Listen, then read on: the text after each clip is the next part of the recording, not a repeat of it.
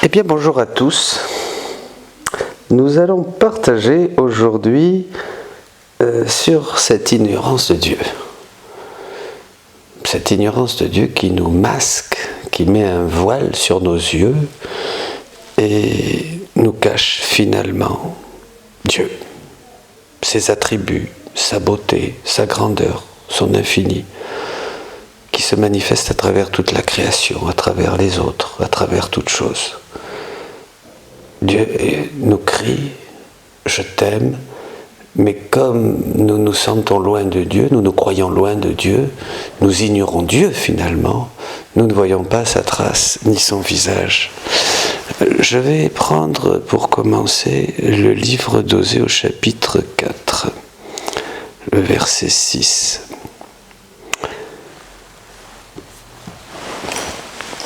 Mon peuple périt faute de connaissance. Puisque toi, tu as rejeté la connaissance, je te rejetterai de mon sacerdoce. Puisque tu as oublié l'enseignement de ton Dieu, à mon tour, j'oublierai tes fils. Mon peuple meurt par faute de connaissance, dit le prophète Osée.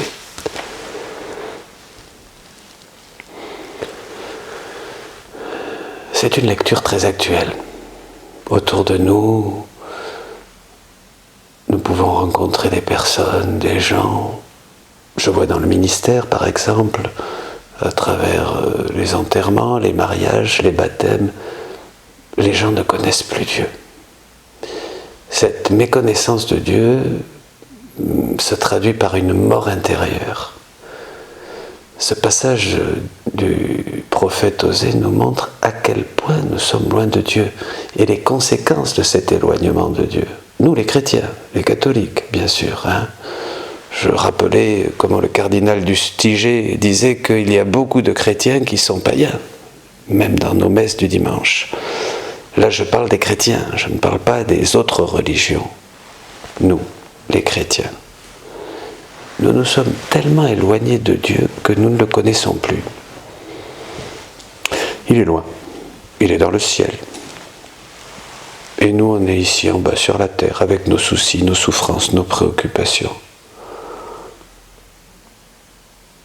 On a l'idée, bien sûr, qu'on doit avancer, s'exercer par les vertus, la prière, pour le rejoindre, mais il est très loin. Dieu est le grand méconnu de notre culture, de notre société. Le problème, c'est que nous passons toujours avant Dieu. Même chez les meilleurs chrétiens, ce qui est important, c'est d'abord notre monde, notre vie, nos choses, ma famille, mes enfants. J'ai eu même des personnes qui m'ont dit « Mon père, ce dimanche, pardon, je ne peux pas aller à la messe, parce que je reçois mes enfants à déjeuner. » Une dame un jour m'a dit « J'ai le travail du bureau aujourd'hui pour la paroisse, donc c'est très important, je ne peux pas aller à la messe. C'est important de faire des choses pour Dieu. » Vous voyez, nous sommes loin de Dieu. Nous ignorons Dieu.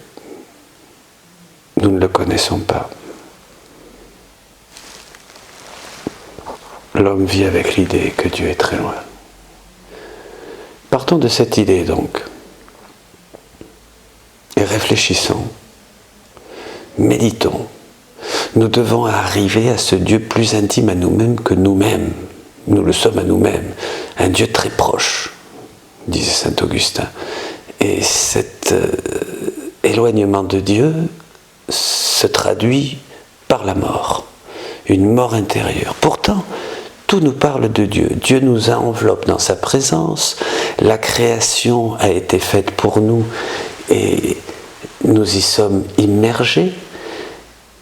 Mais cette idée que nous sommes loin de Dieu, que Dieu est loin, cette méconnaissance de Dieu, malgré le fait que nous sommes enveloppés par Dieu, entourés par Dieu, embrassés par Dieu, nous mourrons. Nous mourrons comme sur ses genoux. Nous mourrons entre ses bras. On meurt par faute de connaissance, comme dit le prophète. Il faut bien comprendre cela. C'est notre époque. Nous sommes dans les bras de Dieu et nous mourrons dans les bras de Dieu parce que nous ne le connaissons pas. Nous ignorons que nous sommes enveloppés, nourris, illuminés, embrassés par lui. Saint Paul, déjà dans la lettre aux Romains, nous disait que Dieu se laisse voir à travers toute la création. Que les attributs de Dieu, finalement, dans tout ce qui est créé, resplendissent. Les attributs de Dieu dans l'immensité de la mer, l'infini du ciel, la légèreté des oiseaux, la beauté des étoiles, du soleil qui resplendit, qui illumine tout. Dans tout ce qui est créé et qui nous entoure et qui est visible, resplendissent les attributs de Dieu, l'infini de Dieu, la grandeur de Dieu, la puissance de Dieu. Et pourquoi nous ne le voyons pas ? Pourquoi ? Et que cherche Dieu ? Pourquoi Dieu nous entoure de toutes ces choses, de toutes ces beautés de la création ?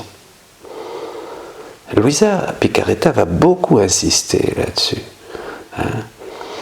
Jésus dira à Luisa que chaque chose a une valeur, une tâche, c'est-à-dire une activité et un amour.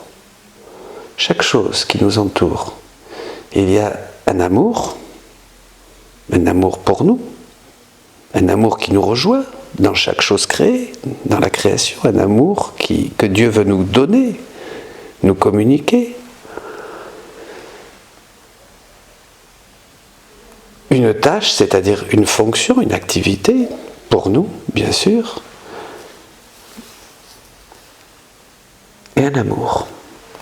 Et cela dans toute chose.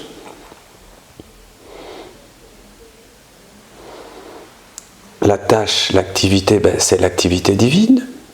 Je vais prendre un exemple. Je prends l'eau. L'eau a une fonction, une activité. C'est nous désaltérer, nous purifier, nous rafraîchir. L'eau est la manifestation de cet amour de Dieu. Comme une mère va donner à boire à son petit. Elle va lui donner de l'eau de son sein. La valeur de l'eau, c'est la valeur, c'est Dieu qui est présent, qui se donne. Si nous pouvons toucher l'eau, la palper et nous la sentir, c'est que Dieu lui a donné la vie. Le feu, par exemple aussi, s'il donne de la chaleur, s'il réchauffe, s'il illumine, c'est parce que Dieu, qui est vie, est dans le feu. Donc chaque chose de la création a une valeur, une tâche, une fonction à remplir et un amour. Tous ces attributs de Dieu maintenant, qui sont dans la création, sont sortis de Dieu, sont sortis de l'intérieur de Dieu, de la Trinité si on peut dire. Donc Dieu nous manifeste son intérieur, il nous manifeste une partie de lui-même à travers ses attributs qui resplendissent dans les choses créées. Et il veut que nous, vous et moi, que nous puissions voir ces choses qui nous entourent, ces dons de Dieu, les accueillir, les faire nôtres. Il veut que nous soyons sur ses genoux, comme des petits. Toute cette gloire qu'il a, que Dieu possède, adentra, il l'a mis au dehors dans la création, en créant. Il a placé l'homme au milieu, les hommes, pour que les hommes qu'il a créés puissent se réjouir avec lui, et vivre avec lui, et échanger avec lui, et s'amuser avec lui. Dieu prend ses délices au milieu des hommes, dit la Bible. Je prends par exemple un chant d'oiseau. J'entends un chant doux, harmonieux, beau. D'où sort ce chant ? D'où vient ce chant ? Ce chant vient de Dieu. C'est Dieu qui a créé ce chant. Comment a-t-il créé ce chant ? Ce chant d'abord existait en Dieu et en créant a sorti ce chant de son cœur, de son amour. Et ce chant finalement de l'oiseau est une manifestation de son amour. Cet amour qui se chante éternellement en Dieu. Cet amour, cet oiseau, il le met dans la création afin que vous, moi, par ce chant, nous puissions découvrir quelque chose de Dieu. Le son, la douceur, la musique divine, qui est en Dieu lui-même. Et tout ce qui est dans la création, ainsi, nous dit quelque chose de Dieu. Regardez ce chant de l'oiseau, ou le bruissement des feuilles, ou l'eau du ruisseau, le bruit. Nous voyons ça comme des choses naturelles. Comme je dis toujours aux gens, nous nous sommes habitués à exister au milieu d'un monde merveilleux. Voilà. Ça ne nous fait aucun effet. On est là et on profite de la création, mais on ne voit pas qu'elle est une parole de Dieu qui nous crie qu'il nous aime. Le lion, la panthère, le chat, le chien, tous les animaux, si nous comprenons que toutes ces choses qui sont autour de nous sont une parole de Dieu, qui nous disent quelque chose de Dieu, qui veut nous montrer l'harmonie qu'il y a en Dieu, qui nous disent quelque chose de Dieu. C'est ça, vous voyez, c'est cette connaissance de Dieu qui devient nôtre et nous fait entrer dans le mystère de Dieu. Dieu, à travers les choses créées, à travers la contemplation des choses visibles, comme dit saint Paul, nous amène à la contemplation de ce qu'est Dieu en lui-même. C'est merveilleux. Nous sommes entourés, enveloppés par Dieu, mes amis.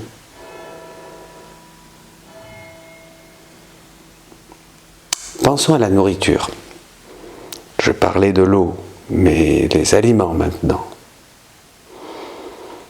Qu'est-ce que je reçois quand je bois de l'eau ou quand je mange? Je reçois quelque chose d'un attribut divin, quelque chose de Dieu, et l'amour qui a été mis dans cette eau ou dans cet aliment, par l'amour de Dieu pour me nourrir. Mais pourquoi on ne voit pas ça? Parce que nous n'avons pas la connaissance de Dieu. Écoutez le chant des oiseaux. Seigneur, je prends ce chant de l'oiseau que tu me donnes ce matin. Merci de me dire que tu m'aimes. Merci pour ce chant d'oiseau, Seigneur. Merci pour tout ce que tu fais, pour tout ce qui chante dans la création. Voyez, cette connaissance de Dieu qui se révèle à moi à travers le chant de l'oiseau me fait découvrir Dieu, me fait connaître Dieu. Le chant de l'oiseau, le bruissement du ruisseau, le souffle du vent, le murmure du vent. C'est Dieu qui me dit « je t'aime ». Alors, qu'est-ce que je vais faire? Par exemple, l'oiseau chante. Je vais écouter ce chant de l'oiseau, je vais le prendre, le faire mien, je vais l'accueillir par sa douceur, sa beauté, en me réjouissant. Voyez le mécanisme. J'écoute le chant de l'oiseau. Il me plaît, c'est beau, je le fais mien, je me réjouis, je m'extasie que c'est beau.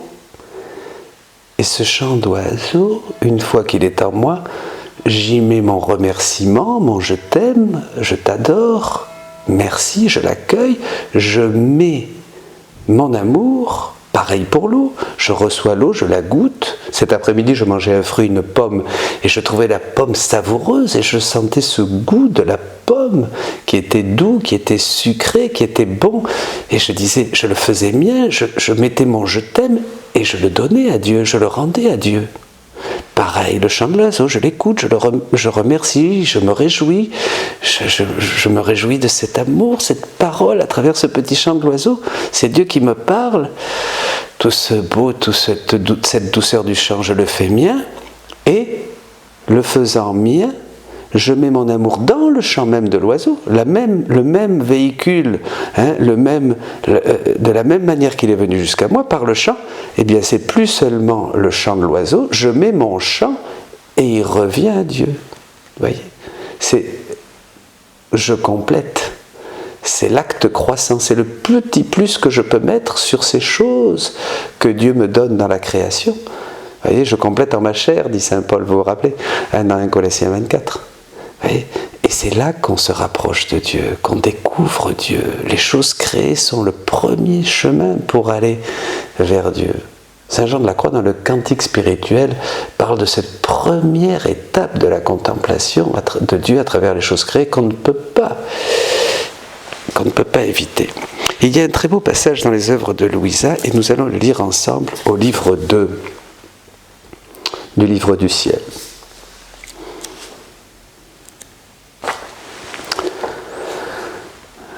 Quand le confesseur m'a demandé de lui expliquer comment je percevais Dieu, je lui ai répondu qu'il m'était impossible de répondre à sa question. Le soir venu, mon doux Jésus m'est apparu et m'a presque fait des reproches à cause de mon refus. Puis il a fait passer en moi 2 rayons très lumineux. Le confesseur demande à Louisa comment elle voit la divinité. Il y a 2 rayons de lumière. Alors, par le premier, j'ai compris intellectuellement que la foi est Dieu. Dieu est la foi. C'est ainsi que, ci-dessus, j'ai pu essayer de dire quelque chose sur la foi.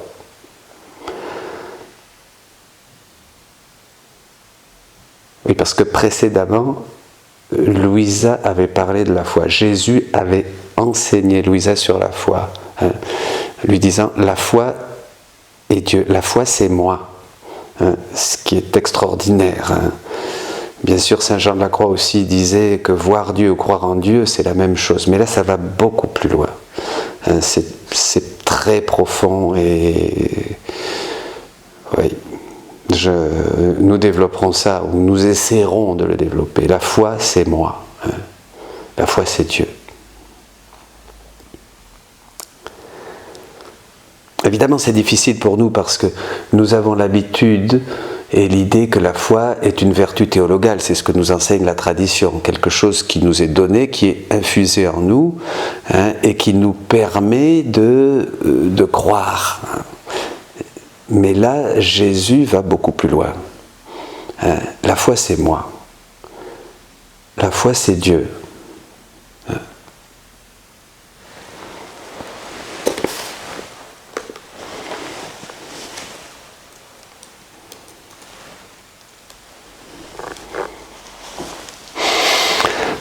Même dans les évangiles, je ne veux pas ouvrir trop longuement la parenthèse, mais Jésus n'a jamais dit dans les évangiles qu'est-ce que c'était que la foi. Il a dit que c'était un petit grain de moutarde qui était appelé à grandir. La foi, c'est moi. Maintenant, le 2e rayon de lumière. Maintenant, à la suite du 2e rayon, je vais tenter d'expliquer comment je perçois Dieu.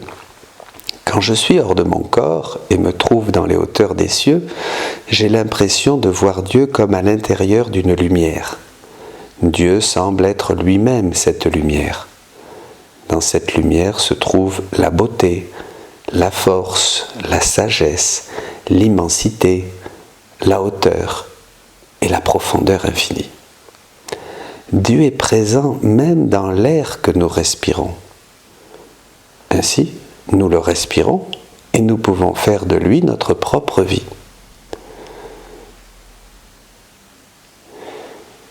Vous voyez là, Dieu est dans l'air. Dans une réalité donc physique, palpable. Dieu est présent dans l'air que nous respirons. C'est extraordinaire. Nous le respirons et nous pouvons faire de lui notre propre vie, dit Louisa. On respire quelque chose qui est créé par Dieu, qui a comme fonction de nous donner et de nous permettre de vivre, d'être vivant. Cet air qu'il nous donne permet l'échange en nous, renouvelle notre sang et nous donne la vie, nous purifie. Cette vie de Dieu passe en nous à travers cet air que nous respirons. Nous, en respirant cet air, nous faisons de cet air notre propre vie. Nous respirons Dieu. respirant, en insufflant, nous respirons Dieu, et en soufflant, nous correspondons, nous renvoyons cet air à Dieu en remerciant et en lui disant « je t'aime ». Enfin, c'est un bon exemple. Et déjà, on trouvait ça un peu dans certains pères de la tradition orientale, dans la philokalie. Il y avait des ébauches déjà je rends à Dieu mon amour, je restitue, je rends à Dieu, c'est la respiration. C'est quand même extraordinaire. Tu t'enfermes en moi, dira plus loin. Ainsi nous le respirons et nous pouvons faire de lui notre propre vie en respirant cet air. Je reprends le texte. Rien n'échappe à Dieu et rien ne peut lui échapper. Cette lumière semble être complètement voix, parole, malgré qu'elle ne parle pas. Elle semble être complètement action, malgré qu'elle est toujours au repos. Elle est partout, malgré qu'elle a son propre centre. Ô Dieu, comme tu es incompréhensible, je te vois, je sens ta présence. Tu es ma vie et tu t'enfermes en moi, mais tu restes immense et ne perds rien de toi-même. C'est extraordinaire. Cette lumière contient et distribue les attributs de Dieu. Cette lumière va partout, dans l'eau, dans la création, dans les aliments, dans le ciel, dans les étoiles. Ces attributs de Dieu se répandent partout. Par exemple, nous mangeons. Qu'est-ce que nous mangeons ? Que mangeons-nous ? Nous prenons les attributs de Dieu, d'une manière ou d'une autre, dans l'aliment que je reçois, que je mange. Je prends une tâche, un amour que Dieu a mis pour moi dans cet aliment et qu'il me donne, comme père, comme mère.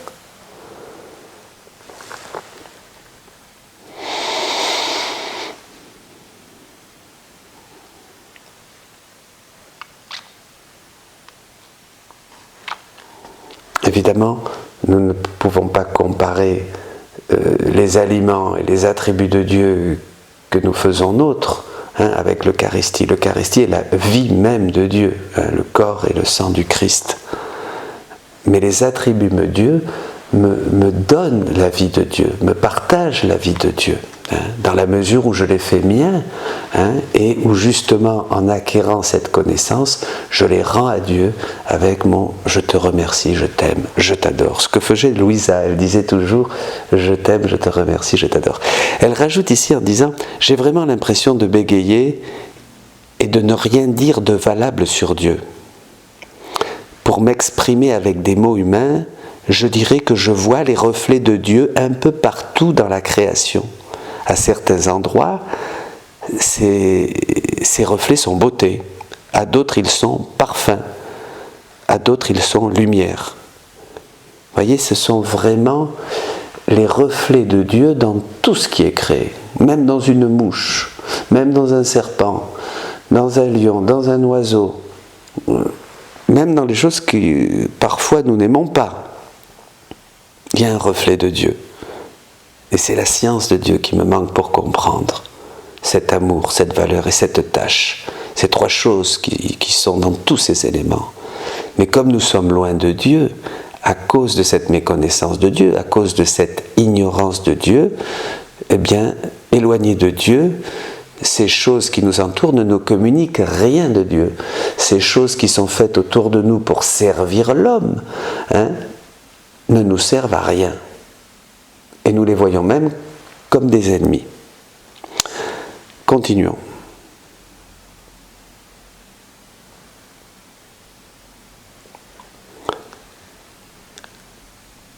À d'autres, ils sont lumière, plus spécialement dans le soleil. Le soleil m'apparaît comme particulièrement représentatif de Dieu. Je vois Dieu comme caché à l'intérieur de cette sphère qui est le roi de tous les astres. Qu'est-ce que le soleil ? Rien d'autre qu'un globe de feu. Ce globe est unique, mais ces rayons sont multiples. Le globe représente Dieu et ses rayons, les attributs infinis de Dieu.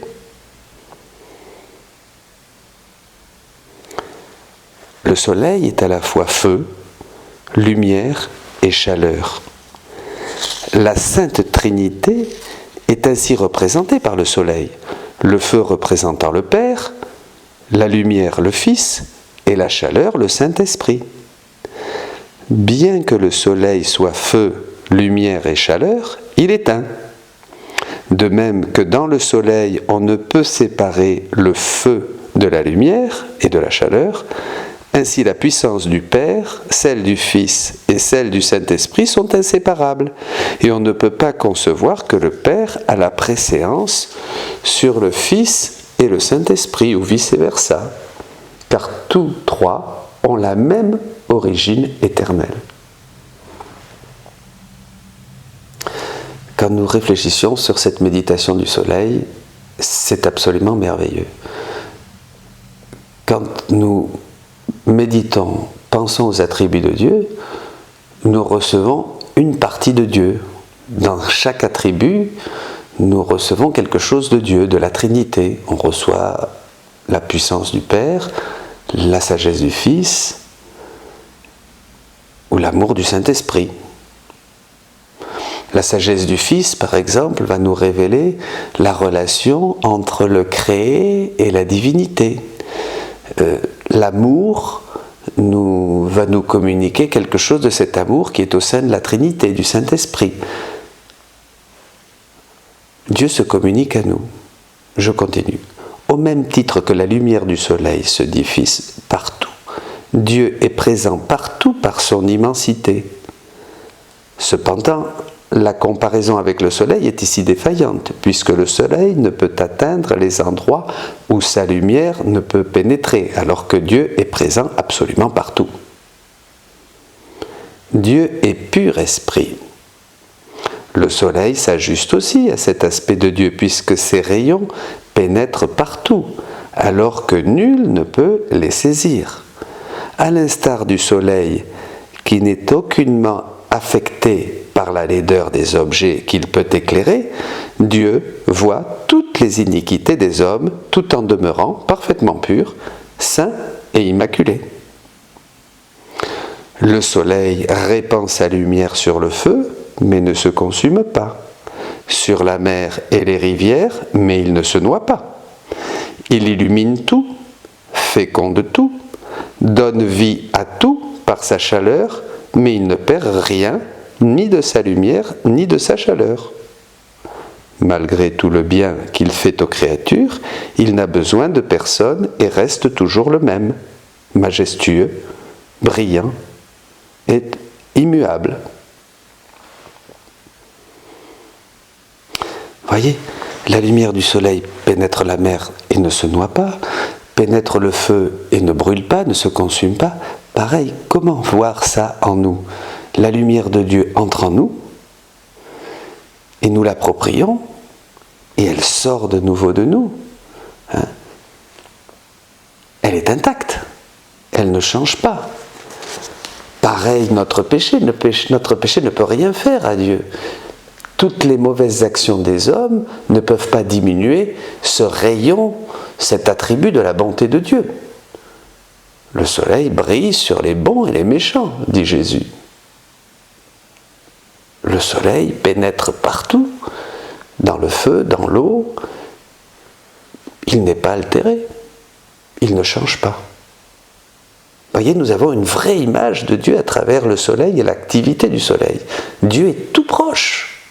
Nous sommes immergés en Dieu. Il est très proche. Il nous entoure, il nous aime, il nous donne à manger comme une maman, comme un père. Il nous fait grandir. Il nous soutient. Même la terre, dira un jour Jésus à Louisa, manifeste cette fermeté qui permet que nos pas soient fermes et que nous puissions marcher. Mais nous ne le reconnaissons pas. À cause de cette méconnaissance de Dieu, je reviens à Osée 4,6, cette ignorance de Dieu, qui met un voile sur nos yeux. Il y a un voile sur nos yeux. Et nous ne profitons pas de cette vie de Dieu. Voyez ?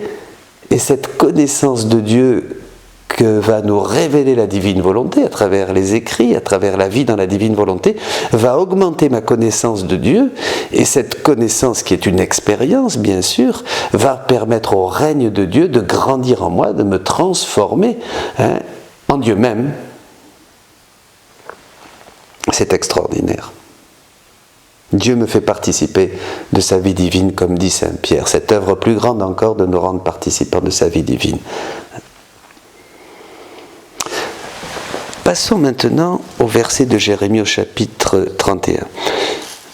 Ils n'auront plus à instruire chacun son prochain, son frère, en disant « Ayez la connaissance de Yahvé, car tous me connaîtront, du plus petit jusqu'au plus grand, oracle du Seigneur. »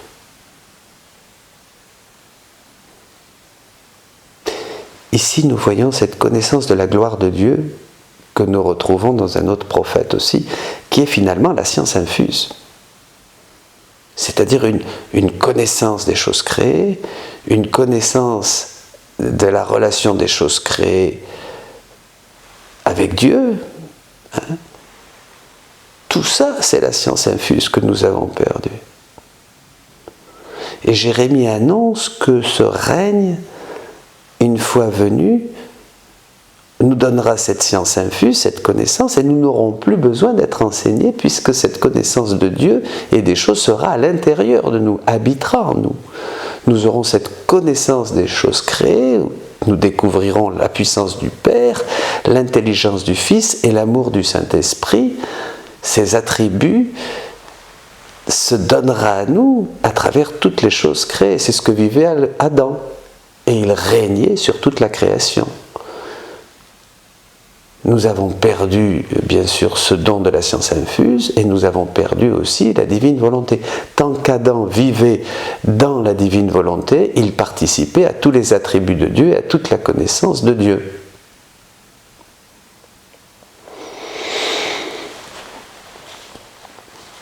Il y a aussi le prophète Joël au chapitre 3, au chapitre... Isaïe aussi parle très clairement de la venue de ce règne. L'autre jour, quelqu'un me demandait si les êtres humains aussi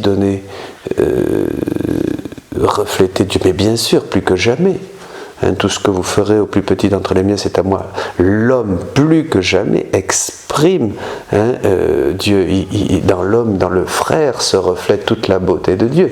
Mais évidemment, malgré, à cause de notre péché, à cause d'avoir perdu cette connaissance de Dieu, non seulement nous ne voyons pas Dieu dans sa création, mais nous le voyons encore moins dans notre frère. Et aujourd'hui, dans ce monde où les valeurs sont inversées, il y a des gens qui vont manifester plus d'amour pour leur chien. On va même jusqu'à se marier avec son chien aujourd'hui dans certains pays. Je vais créer des cieux nouveaux et une terre nouvelle. On ne se souviendra plus du passé. Il ne reviendra plus à l'esprit. Des cieux nouveaux. Soyez pleins d'allégresse, exultez d'allégresse à cause de ce que je vais créer, car voici que je vais faire de Jérusalem une exultation et de son peuple une allégresse. J'exulterai en Jérusalem et en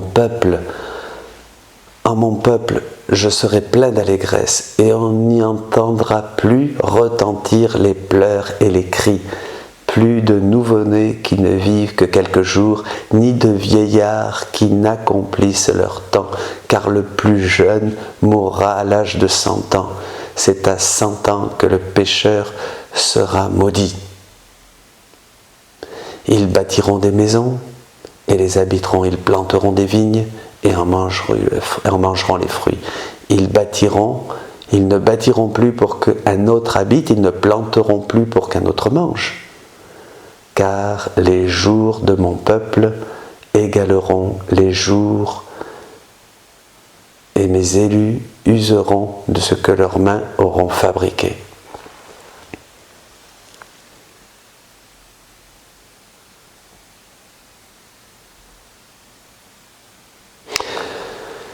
Ils ne peineront pas en vain, ils n'enfanteront plus pour la terreur, Ils seront une race de bénis de Yahvé, et leur descendance avec eux. Ainsi, avant qu'ils n'appellent, je répondrai, ils parleront encore que j'aurai déjà entendu. Le loup et l'agnelet joueront ensemble, le lion et le bœuf mangeront de la paille, et le serpent se nourrira de poussière. On ne fera plus le mal, ni de violence sur toute la montagne sainte, dit le Seigneur. C'est le paradis retrouvé, comme disent les pères, bien sûr. C'est cette présence de Dieu en nous, cette connaissance de Dieu en nous qui nous donne de régner. Cette autorité, ce règne. L'inverse, bien sûr, c'est le verset que nous avons eu au début de cet enseignement. L'ignorance de Dieu donne la mort, et là, la connaissance de Dieu nous donne cette autorité sur toute chose, et ce règne qu'avait déjà Adam, bien sûr, avant la chute, et qui lui permettait et nous permet de régner sur toute la création.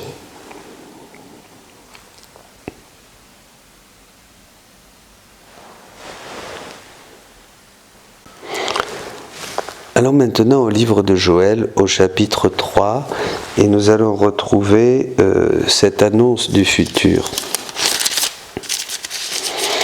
En ce temps-là, après cela, je répandrai mon esprit sur toute chair. Vos fils et vos filles prophétiseront, vos anciens auront des songes, vos jeunes gens des visions.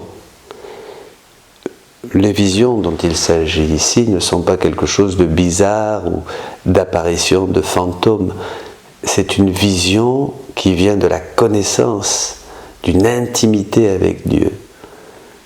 Ce dont nous parlions un peu avant, une intimité, une connaissance qui nous permet de vivre unis à la pensée de Dieu, à l'agir de Dieu, aux œuvres de Dieu.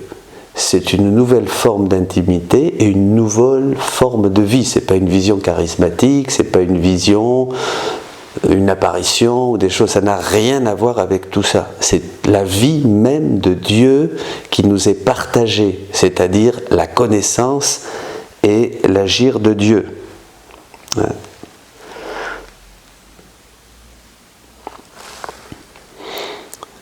Ces visions, cette intimité, nous permettront de parler de Dieu. C'est ça que nous allons recevoir. Même sur les esclaves, je continue, hommes et femmes, en ces jours-là, je répandrai mon esprit. Je produirai des signes dans le ciel et sur la terre, sang, feu, colonne de fumée. Le soleil se changera en ténèbres, la lune en sang, avant que ne vienne le jour de Yahvé, grand et redoutable. Tous ceux qui invoqueront le nom de Yahvé seront sauvés, car sur le mont Sion et à Jérusalem, il y aura des rescapés, comme l'a dit Yahvé, parmi les survivants que Yahvé appelle.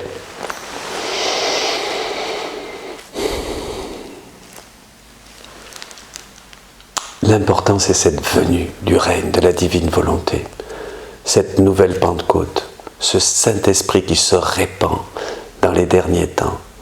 Nous parlons du retour de l'homme à Dieu, au rang, au but, à la finalité pour laquelle il a été créé. Comme dit Jésus à Louisa, l'homme uni à Dieu, l'homme qui revient à Dieu tel qu'il était sorti des mains du Créateur aux origines. La fin du plan de Dieu. La rédemption n'a été qu'un passage, qu'un plan d'urgence, qu'une étape. Là, c'est le plan total, accompli de Dieu. Tout le fruit de la rédemption est fait pour cette vie dans la divine volonté. L'homme qui a été séparé de Dieu, comme l'enfant prodigue de la parabole de Luc, revient à la maison du Père, il entre en Dieu même, dans la maison de Dieu, il est de nouveau investi, partageant tous les attributs de Dieu, partageant sa divinité, et Dieu règne en lui. Et à travers nous, Dieu règne en nous, règne sur la création. L'homme règne avec Dieu sur la création. C'est le paradis terrestre. Et en fait, il y a deux paradis. Il y a le paradis personnel, c'est-à-dire cette vie de Dieu en nous, cette intimité de Dieu avec chacun de nous, Dieu nous partageant tout, tous ses dons, tous ses biens, et ce paradis où nous vivrons. C'est la terre créée, c'est la terre créée, toutes ces beautés de la création de Dieu, où Dieu nous a mis comme dans un jardin, et où nous sommes appelés à avoir une vie de paix, une vie de joie, une vie de bonheur, comme nous l'avions au début de la création, et comme nous l'aurons dans le ciel. Voyez, déjà au ciel, nous aurons cette vie avec Dieu. C'est ce que Dieu veut. Dieu veut vivre au milieu de nous, prendre ses délices au milieu de nous, comme dit la parole de Dieu.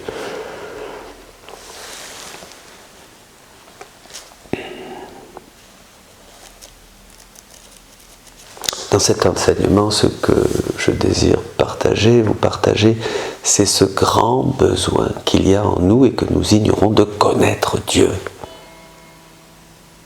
Nous vivons immergés en Dieu, enveloppés par Dieu, par sa lumière, les couleurs, les odeurs. Toutes ces choses nous parlent de Dieu. C'est Dieu qui nous entoure, c'est une partie des attributs de Dieu qui sont dans la matière, dans la création, pour que nous puissions vivre à lui, être en relation avec lui. Dieu ne veut pas nous lâcher un seul instant, même le temps d'une respiration. Il est là. Il veut que nous le connaissions. Il veut que nous soyons présents à lui à travers toutes choses. Ne vivons plus, mes frères et sœurs, dans cette ignorance de Dieu, avec ce voile qui nous empêche de le reconnaître, de l'aimer, de l'adorer. Il y a un très beau passage dans le livre du ciel, et nous allons peut-être terminer avec ça, dans le volume 30, que je vais lire. Nous allons lire maintenant dans le livre 30, au 3 janvier 1932. Cette époque-là et la nôtre ont beaucoup de choses en commun. Et la disparition des règnes et des empires est l'indice que le règne de ma divine volonté n'est pas loin. Et, étant un royaume universel et pacifique, il n'aura besoin d'être dominé par qui que ce soit, car chacun sera son propre roi. Ma volonté sera la loi, le guide, le soutien, la vie, et le roi absolu de tout un chacun et de tous les chefs arbitraires. Et tous les chefs arbitraires voleront en éclats, telle la poussière dans le vent. C'est très intéressant et ça nous dit beaucoup de choses. Le règne de Dieu s'installe sur la terre.